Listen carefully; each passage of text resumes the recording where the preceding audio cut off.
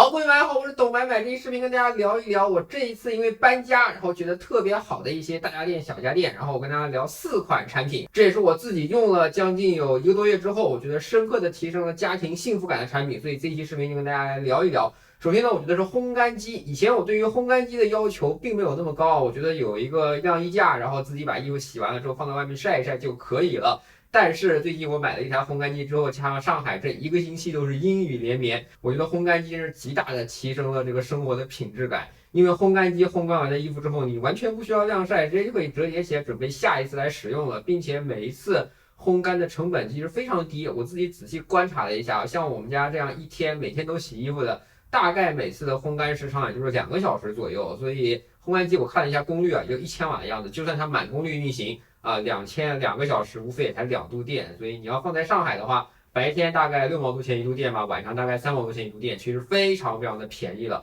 关于烘干机的选择呢，我建议大家选择一个热泵式的烘干机啊，这个已经不需要再多说了吧？你发现那个电动车上面用的是热泵空调啊，然后烘干机用的是热泵的烘干机，其实它们基本的原理都是一样的，就是依靠搬运的方式来，不论是把水汽啊，还是把热量给搬运走，这样都特别的省电。所以目前的烘干机的价格基本上就是7、8千块钱吧。如果一些海外进口的比较高档的品牌，比如像美诺、MIELE 那个牌子，可能会卖到2万块钱左右。我这次呢是买了一款 LG 的烘干机啊，价格也就是7000块钱出头啊。然后 LG 的产品呢，我一直都在用，像我们家洗衣机，你可以看到洗衣机跟烘干机2个颜色都不一样。洗衣机用了4、5年了，然后也没有任何问题，并且我们之前有的时候不是经常搬家嘛，所以洗衣机有时候懒得调频，然后你都能听到那个洗衣机的桶在撞这个壁的声音。有时候它响的实在太严重了，我才去把它挪一下调个频。就这样的情况下 ，LG 的这个洗衣机都坚持了这么多年，完全没出现故障，所以我好感度非常高。这一次我烘干机也选择的是 LG 的。但是呢，有一点，这一台烘干机呢是进口的版本，然后我当时也看了一些海外的评测，我觉得做的应该是还算不错的。但是师傅来到我家安装完之后，不是要试机嘛？听到这个桶有咚咚咚咚的一些声音啊，师傅说，如果你特别介意这个声音的话，他可以给你开这个有问题单，然后拿这个问题单等着那个快递师傅来把这个烘干机送走，送过去之后再给你换一台新的。但是我个人是对于这一些轻微的噪音，我觉得影响不大。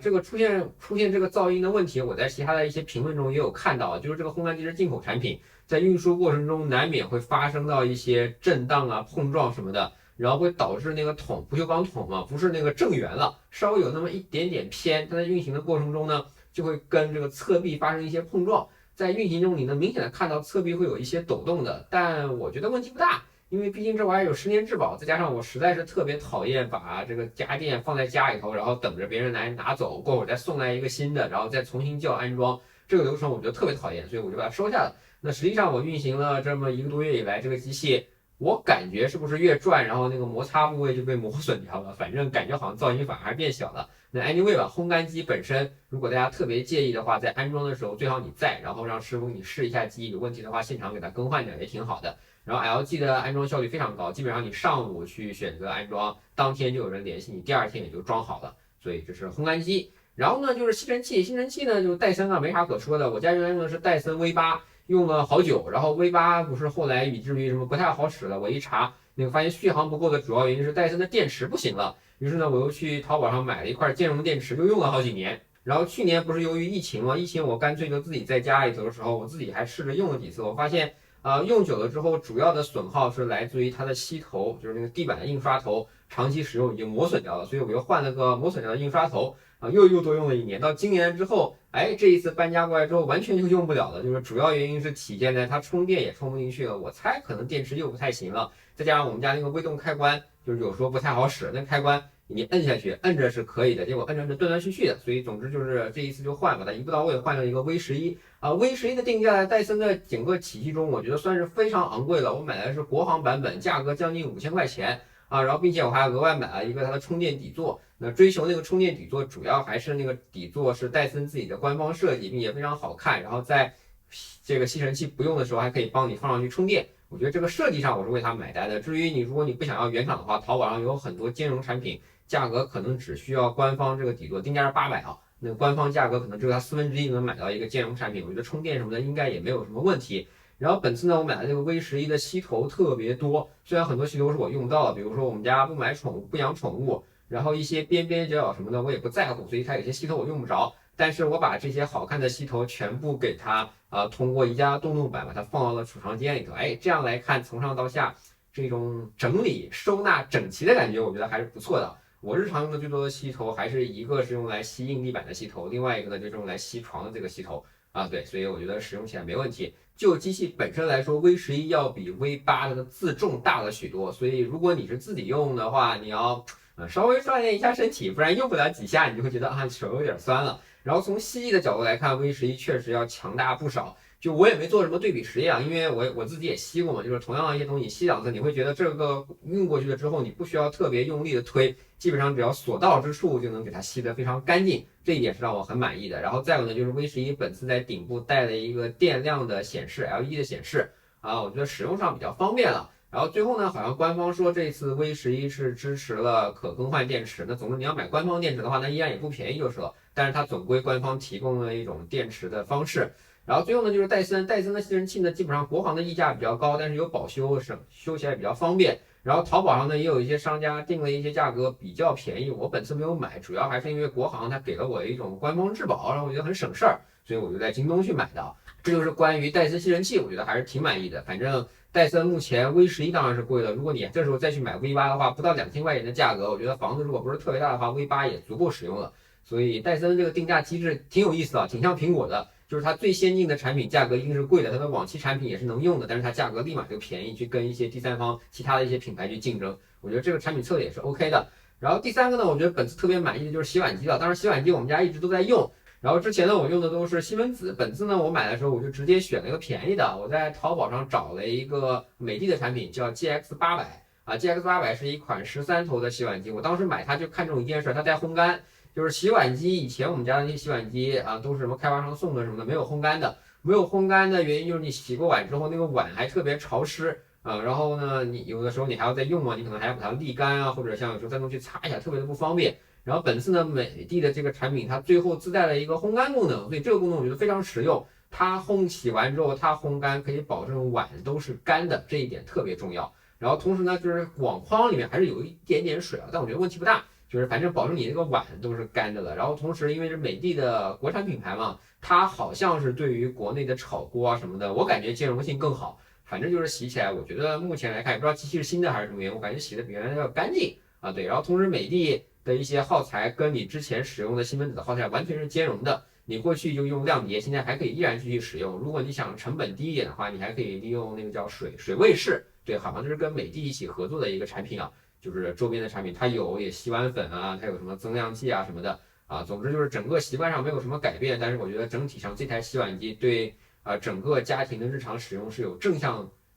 加成的，我觉得挺不错的。至于说那个洗碗机连 WiFi 啊，现在不都有什么智能家电嘛，智能家电非要连个 WiFi，我对这玩意儿是持否定态度。我也尝试了一下，这台洗碗机的WiFi 信号不太好，然后它屡次连不上，连不上之后，它还希望你把路由器靠近洗碗机让它连一下。这个需求很奇怪啊，就是什么样的需求非要用 WiFi 去连洗碗机呢？如果你单纯说，比如说你晚上可能夜间洗碗了，假如特别在乎那个电费问题，那你通过预约定时这个方式也可以解决了。为什么非要通过 WiFi 呢？就是我觉得国内有一些智能家电啊，它是为了智能化而去做智能化，这一点让人特别不舒服。尤其这个 WiFi 功能其实没有任何用处。目前我觉得这个洗碗机，对，还有洗碗机的安装，安装其实也挺讲究的。目前这个美的的这洗碗机的安装师傅，我觉得非常舒服。首先他预约，然后来的非常及时，整个安装的过程中也非常有效率。然后最后安装完之后，不是会有一些什么水阀呀、水管啊什么的一些收费吗？所有的收费项目都是那个在官方美的 App 上，它会自动上传的。传完之后，你直接扫它的码去直接付给美的官方的，并且呢页面上写的非常明确。除了本页面所要求的费用，其他所有费用你都可以不支付，所以也杜绝了一些安装工敲竹杠啊什么样的行为。我觉得，这个挺不错的，就是我觉得我国在家电安装这一块越来越规范，越来越好了，特别特别好啊。然后最后呢，就是我觉得使用体验非常好的是冰箱啊。冰箱呢，我们家有一个开发商送的一个西门子，但是我觉得不够用，然后我又单独去买了一个放在客厅。客厅这一次我选的是海尔旗下一个高端线叫卡萨帝，然后卡萨帝呢在海尔的整个定位中算是贵的，就是在冰箱领域中它也算贵的啊。我主要挑的原因就是因为我想在客厅放，就一个事儿，我希望那个冰箱尽量的窄一点，然后容积也不要太小。然后本次我选的就是这样的一个3门冰箱，说它是3个门，其实它上面冷藏室是门了，下面的中温跟底下的冷冻都是两个抽屉，我觉得这样的设计其实是很贴心的。就是上部开门是合适的，下面你要放一些冰棍啊什么的，开门不方便。那个因为你人的身高在这儿嘛，你还是那个低头去看，往一个抽屉里头塞东西，比你把它侧开来站在边上往里头掏，这个姿势要舒服很多的。所以我强烈建议大家买冰箱的时候，那些低处的那些门尽量能选择抽屉式的。然后冰箱本身，因为我装东西不太多，我也没啥特别的期待啊，我就觉得这个冰箱长得很好看啊，拉丝也 OK 啊，然后一些细节做得好。比如说我在开灯的时候，我在开它的冷藏室门的时候，这个门我把它拉开，它首先是一个比较好的亮度的，然后同时在缓慢的把这个亮度再提升，就是开始的亮度也是足够的，你不需要等，但是呢，它有一个更缓慢提升的过程，是有一种有人说是仪式感，我觉得它就是给人一种很高级的感觉，我觉得非常舒服。再有呢，就是这个空间的分隔，我觉得符合我的需求啊。冷藏室其实这个空间是足够的，然后中温啊跟冷冻室。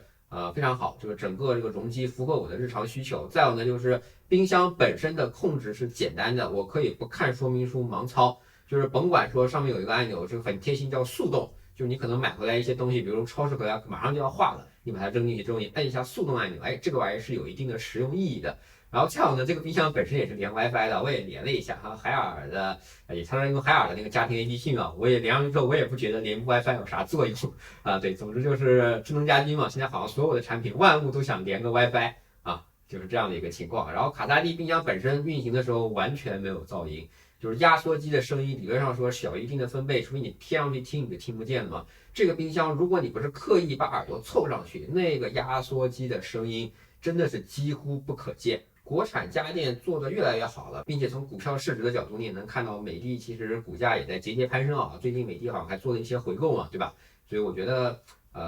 就是这些年来吧，我国有着大量的工程师，这些工程师们又很勤奋又很努力，加上人口红利也好，工程师红利也罢，再加上经济在不停的上升，我国造出来的这些家电越来越好使了。其实我们在一定程度上真的无需再特别的去追求那些进口品牌、进口大牌。那些品牌往往有着自己深厚的历史，当然有一定的历史了，但是也有很高的溢价。但是这些品牌往往有的时候做出来的那些交互啊什么的，完全不符合咱们的需求，我也不知道符不符合外国人需求，就用起来特别难受，用的不舒服。反而是这些国产做得好的品牌，给你一种很亲切、用起来很简单的感觉。这是我最近不是刚搬家嘛，买了很多国产家电，给我带来的感受，越来越贴心，越来越舒适。包括小米，可能我们会有成员会买小米的电视，比如最近小米那个8000块钱就出了一个82寸的电视，然后120赫兹的刷新率，面板也不错，就是各方面你能感觉到在快速的进步啊。所以我觉得就是如果在同样的情况下吧，能给国货一些机会，咱们就更多的去支持一下国货。我觉得往往有的时候给你的感受体验是很棒的，好吧？好，这是本期懂买买的视频，基于我最近搬家，然后一些我觉得用的好的一些小家电、大家电跟大家聊一聊呢，希望你能喜欢，也能对你的选购起到一些帮助吧。如果对我视频感兴趣，不要忘记评论、收藏、订阅懂买买，买买在头条、B 站、微博以及 YouTube 都有自己的账号。我们下期再见，拜拜。